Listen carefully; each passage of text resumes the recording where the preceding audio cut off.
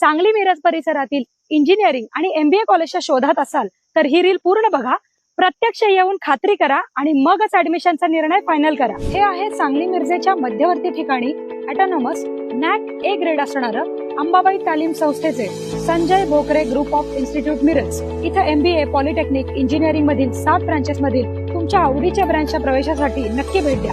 या इन्स्टिट्यूटचं खास वैशिष्ट्य, इथे तुम्हाला उत्कृष्ट शैक्षणिक सुविधा देऊन गव्हर्नमेंटच्या सर्व स्कॉलरशिप तसंच चांगल्या कंपनीत चांगल्या पॅकेजच्या उत्तम प्लेसमेंटची हमी दिली जाते आणि यासाठी लागणारं हँड्स ऑन ट्रेनिंग सुद्धा विद्यार्थ्यांना इथे दिलं जातं। Sports event, cultural event, seminars यामधून विद्यार्थ्यांच्या कलागुणांना पण संधी मिळते।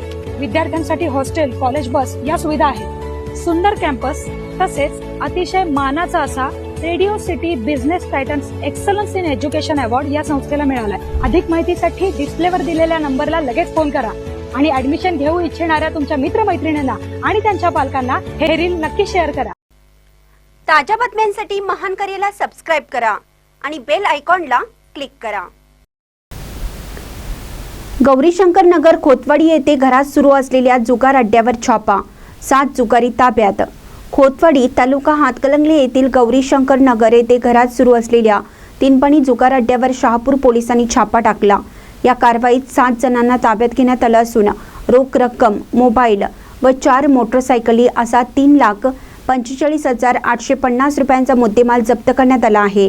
या प्रकरणी पोलीस कॉन्स्टेबल आयुब अब्दुल रहमान गडकरी यांनी फिर्याद दिली आहे।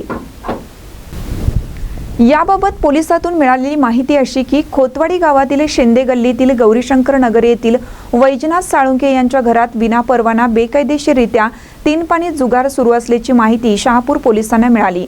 त्यानुसार पथकाने छापा टाकला असता गोविंद मनोहर कांबळे वय 51, राहुल महादेव शेळके वय 40, वैजनाथ दादाराव साळुंके वय 53, नारायण वैजनाथ साळुंके वय 33, सिद्धार्थ विराज गागडे वय 33, तात्या शंकर साळुंके वय 54 सर्व राहणार गौरीशंकर नगर, आशिष प्रकाश वाकरे वय 33 राहणार खोतवाडी हे जुगार खेळताना मिळून आले।